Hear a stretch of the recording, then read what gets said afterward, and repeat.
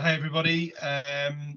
Welcome to a Q&A with our county captain for the year, Tom Keast, and our head of performance and Lincolnshire County Cricket Club first team coach, Eddie Burke. My name's Martyn Dobson. I'm the CEO for Lincolnshire Cricket, and for the purposes of tonight, it's me that's going to be asking the questions. So Tom and Eddie, we thought we'd just invite you along to answer a few questions really, and just talk to our members around the coming season, kind of how your winters have gone, and what you're sort of most looking forward to this summer playing for Lincolnshire. So Tom, if you don't mind, if I can start with you. No doubt been a busy winter, so just keen to hear from you really around how your winter's gone, and what that's looked like for you. Yeah, I mean, it's been a very busy winter. I jetted off to Melbourne at the start of October. So I've been over there since, well, I only came back in the middle of February, end of February. So spent the last, 5-6 months over there playing cricket, doing a bit of work. So yeah, I've not really had a winter off, you could say. So I've How's been that playing gone? I all. mean, what's that sort of felt like playing cricket 12 months of the year? Yeah, it's as you can imagine, it's a very, very difficult task. I mean, with not having much training, practice, and a lot of it's you're looking at your performances the whole time. You spend a whole year looking at your performances, and then you come back, and now we're looking at a whole another season again. So it's quite tough on the body, especially with playing 2-day cricket over there as well. So that multi-day cricket format is still, um, you're still putting your body through that most weeks. But it's been really enjoyable. I always find match practice is better than netting most of the time. But if people get the chance to do it, they take it, in my opinion. Getting the chance to play in different formats, different facilities, a whole different environment. No, it was brilliant. Really enjoyed it. Great, and I understand you managed to catch up with a few of the other Lincolnshire County Cricket Club guys who were out there. Yeah, there was a few of us out there. The likes of Jordan Cook, Ben Wright, Cundeel was out there as well. So we had a lot of chats about Lincolnshire cricket and what we're looking like from the season and that sort of thing. Throwing a few names around and just chatting, as you do with your mates, chatting about the season ahead and how everyone's enjoying it and finding it. Sure, no, great stuff. It's no, glad that you've had that experience of going away to Australia, and hopefully, the county club will benefit from you having had that time away and that consistency of kind of hitting balls and catching balls. So good stuff. Eddie, in terms of you and your winter, I obviously know you've been busy with our county age group squads, but what's that kind of look like for you? So yeah, starting with the county age group squad, we had 19 weeks of indoor training for the boys and the girls. We used 2 venues within Lincolnshire, the City Priory Academy in Lincoln itself and the Priory Ruskin Academy in Grantham, utilising students from Lincoln University to deliver our strength and conditioning programme, which was great. We opened training up on one evening to senior players as well to join us. Tom came and shared some expertise with our under-18s. For one session as well, talking specifically about white ball cricket and the approach to T20. We're using more coaches than ever across our age groups and using it as a ground to develop our workforce as well. So lots and lots of benefits all around. We had a sort of talent ID day, for want of a better term, at Loughborough University, where we opened up nominations from all our clubs within sort of Lincolnshire Prem. As a benchmark really for standards, and a couple of the feeders as well, to see what other players are not only interested but also able to play either for our development 11 or for the first team as well. So the kind of idea that the winters are quiet times within cricket really is far from the truth. There's an enormous amount of training that goes on, not only for players but developing coaches as well, from a junior and a senior level. Right, and I obviously know, but we took a touring party out to South Africa, didn't we, around the February half term? So keen to just hear, and I'm sure the members will be keen to hear kind of how that went and what that experience of taking a group of talented young cricketers out to South Africa was like. Yeah, and it's exactly what Tom was mentioning about senior players being overseas in Australia. We were lucky enough to take 18 boys over to Cape Town to play against local schools and district sides over there. It was a successful tour as regards winning more games. I think we won 4 or 5 out of 7 games. The experience of playing under lights for some of them as well. But again, if, as Tom alluded to, if you can get outside on the grass during the winter months, it really can help fast track your development for the season. Great experience, great life experience, different playing in heat as well, or just dry conditions, given what we've got currently. But it's a great life experience for the players that were able to go out there. And again, we use it as a coach development opportunity as well, to enable certain amounts of coaches to have that overseas experience. So yeah, loads and loads of benefits. Great, good stuff. And I guess looking forward, the summer's the summer's started, hasn't it? League cricket, it got underway in Lincolnshire last Saturday. I know Tom, playing at Cleethorpes, your season starts this Saturday in terms of club cricket. And then we're straight into our T20 campaign. We've got our first game away on Sunday where we play Norfolk at Great Witchingham Cricket Club, which is a new venue for us. And historically we haven't played there, and I don't think they've hosted NCCA cricket before, so it'll be interesting to see how that goes. But I guess looking forwards, Tom, coming back to you, obviously we play those 3 different formats. We play T20, 1-day cricket, and 3-day cricket.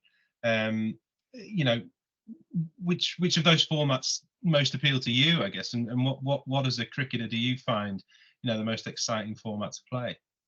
Yeah, I mean, personally for me, I get asked this quite a lot about minor counties, and club cricketers asking me, well, why do you even play it? And for me, minor counties is the pinnacle of cricket. Is 3-day cricket, that multi-format of having 2 innings.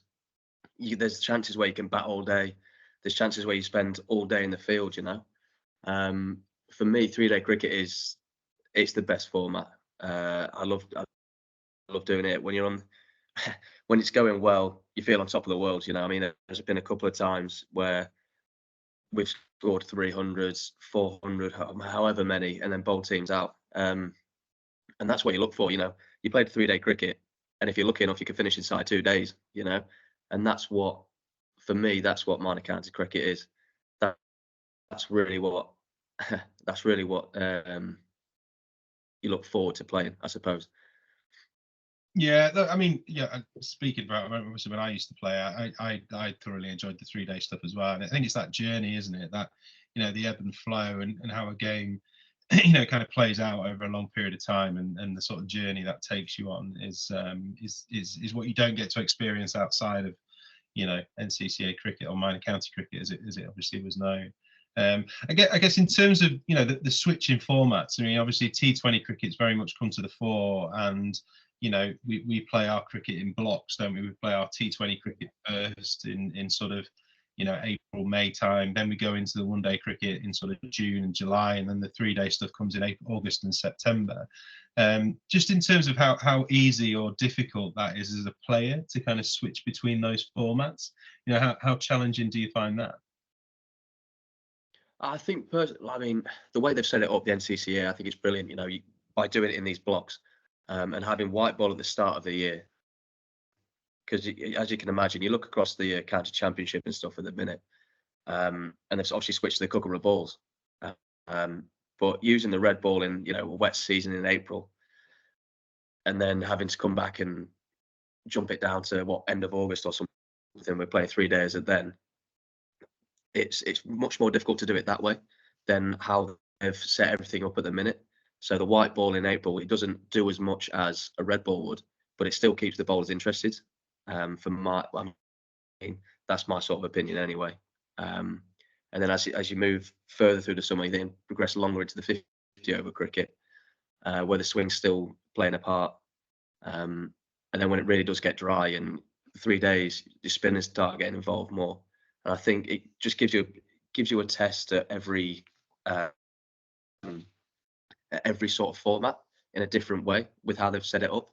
So it's not necessarily a difficult thing to format to switch between. but it's definitely made easier with how they've set it up. Yeah, and I guess, I mean, Eddie, kind of a similar question to you, really. You know, in terms of, you know, your role as a coach, you know, how difficult do you find that in terms of, you know, managing those 3 different formats and, you know, tactics and players? You know, do we look to sort of pull on the same playing squad across the 3 formats, or, you know, do you look to sort of bring other people in, depending on what sort of format of the game we're playing? The first thing to do is to remember what colour balls to put in the car. That's the first thing I need to do. And once we've got over that hurdle, it's a case of the game's based on basic skills, isn't it? Whether it's T20 one day or 3-day cricket, there are certain fundamental elements to the game to be successful at it. The best players adapt to all environments, really. You've got to bear in mind that the players are playing a version, you know, 1-day cricket every Saturday for their club, so that continues throughout. And then we top and tail it with the shorter format at the start of the season with T20 and the 3-day cricket at the end. All 3 areas have their own sort of nuances, and people have a different way of playing. But if you think about how we're looking to play from a top-down approach of the messaging from England, it's about being positive, really. Not necessarily uber aggressive or reckless, but certainly playing positive cricket and taking brave decisions. So I think we should always be guided by the messages from the top, to help guide the way we try and play an attractive brand of cricket. But also, you know, bearing in mind we're always looking to win in all 3 competitions that we enter. So adaptable players is probably the answer. And I think the better players at this level that the guys enter into at national county level, that they can adapt to these situations. Great. Okay, thank you. Tom, I guess probably one for you, really.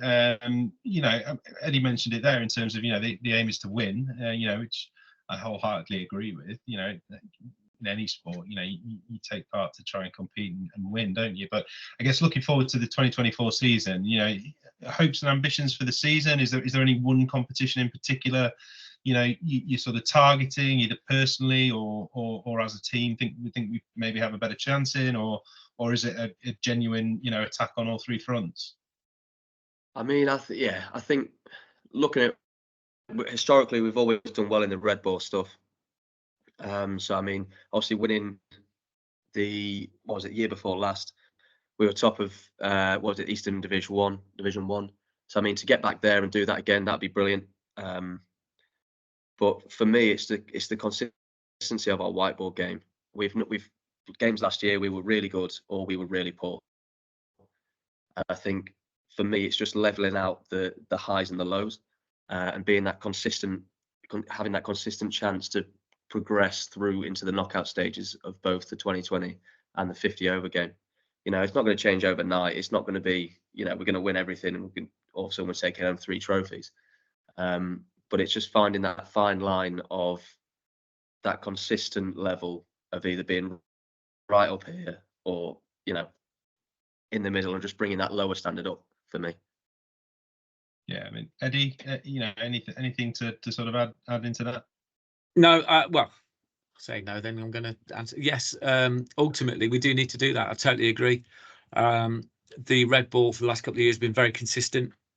We've played good levels and been consistent throughout, and been highly competitive in that environment. The white ball, the word consistency is exactly it. I think at times we may have been a little reckless with the bat more than the ball. But again, it's just about adapting and actually being really astute in the decisions we make at the crease, and making sure that what we've done in practice we can then implement into the game. And we know our go-tos, strengths, really. We've got some very, very able cricketers. We've got people playing with us that have either played second team cricket or who are going to play second team cricket. We've got experience in there, and hopefully with the professional element that we utilise in there as well, with certain post-professional county players, we can start to utilise and pull on experience and really look to be more consistent in those areas. Great. No, fingers crossed. Fingers crossed the weather holds and we can get some cricket played. And I guess talking about playing cricket, looking at the grounds that we're using. So this year we'll see for the second year running, Lincolnshire County Cricket Club taking cricket across the whole county. So we're going to be playing our T20 home fixture at Bracebridge Heath in Lincoln. That happens on the 5th of May, and then that's followed by the one day competition, which we're staging our home games at Bourne and at Woodall Spa.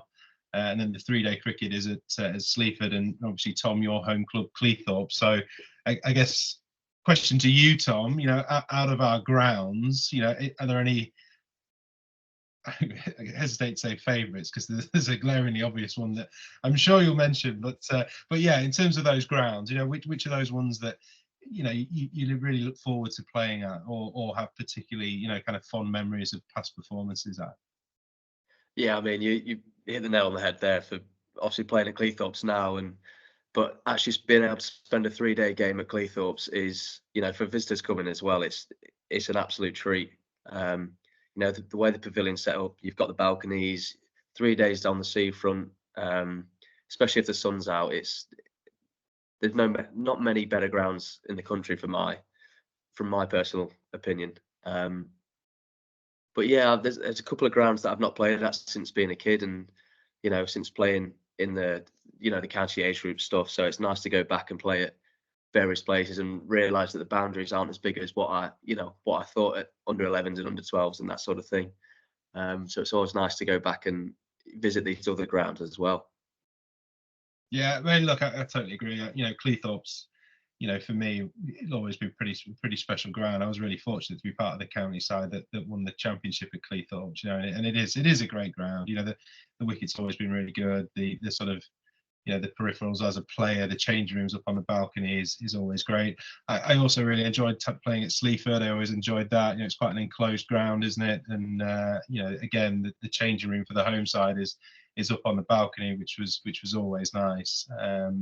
And yeah, I think we're fortunate in Lincolnshire that we do move the cricket around. And we're such a big county that if we did have a permanent base at any one of those sort of venues, it would be difficult for other people within the county to access it. So I'm a fan of how we do move cricket around the county. I think we've got a network now of some really good facilities, and we've got a number that sort of sit, I guess, just behind that have been developing their facilities over the last few years, who I'm sure at some point will probably be in a position to stage a county game. So I like that about our county offer.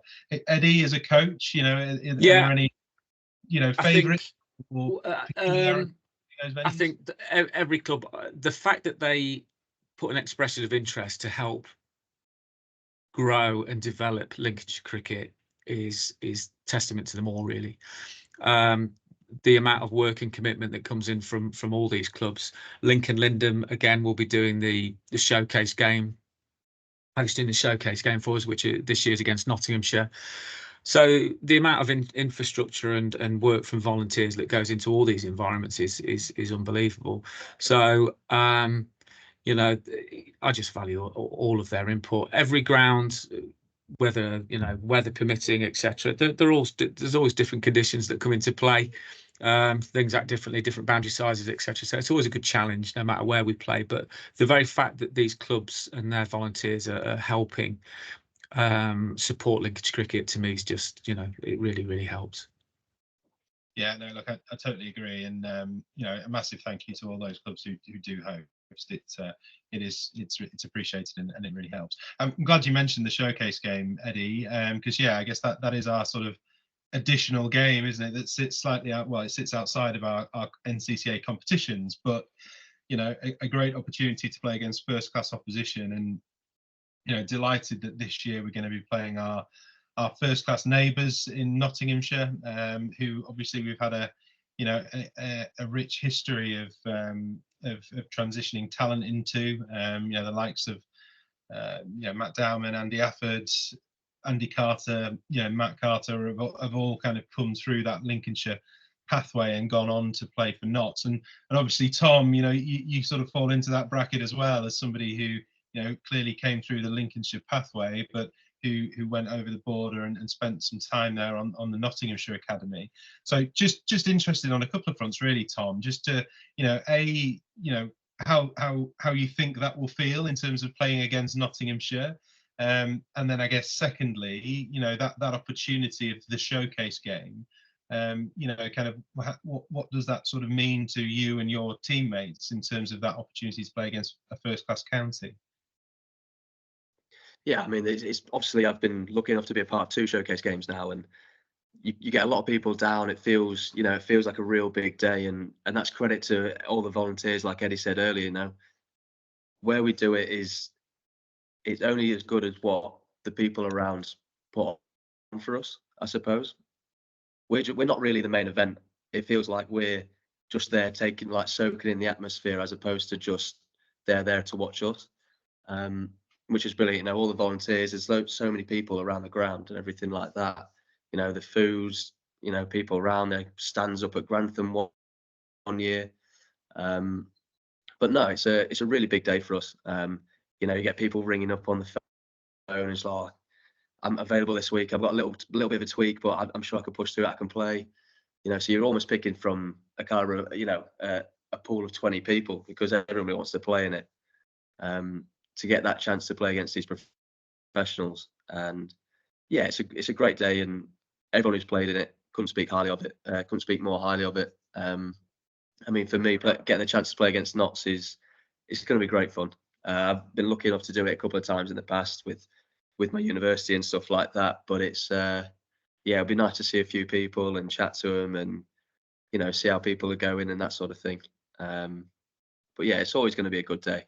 I'm sure of it. So. Yeah, from a bigger picture point of view, it's always good to have the showcase game, to just again have another scouting opportunity for first-class counties. We're putting our players in the shop window against first-class opposition, and we've had good games in the last couple of years. Beating Durham, competing well against Derbyshire, and hopefully we can really push Nottinghamshire hard for hopefully for a win for us. But again, it's just a great opportunity for our guys to play against first-class opposition, and hopefully motivate them and inspire them to take next steps if they're the right stage of their cricketing journey, really. Sure. No, I'm certainly looking forward to the day. The date for people's diaries is 21st of July. So Sunday, the 21st of July, as Eddie said, the game's going to be hosted at Lindham Cricket Club. So, right in the middle of Lincoln, the cathedral as the backdrop. It's a great place to play. So, fingers crossed we get a day like we did last year, where the sun shone and people turn out and come along and watch that. So keep your eyes posted on our website and social media channels for information about that game. But we hope, certainly as many members, and it will be free to attend for members, can come along and enjoy the day.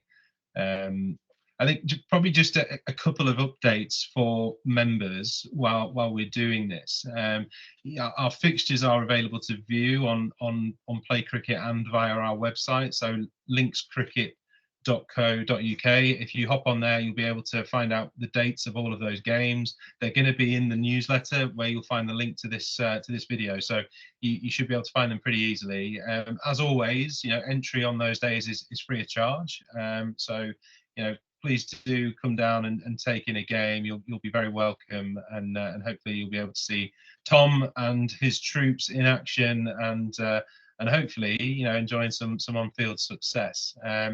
We are going to be doing a members tea again, so at the Sleaford game on the Sunday, so the first day of that 3-day game, all of our members are welcome to come into the clubhouse at tea time and have a piece of cake and a cup of tea or coffee, and Eddie and I will both be there, and we will no doubt probably do some sort of a Q&A and just be on hand to chat with you and hopefully share some updates.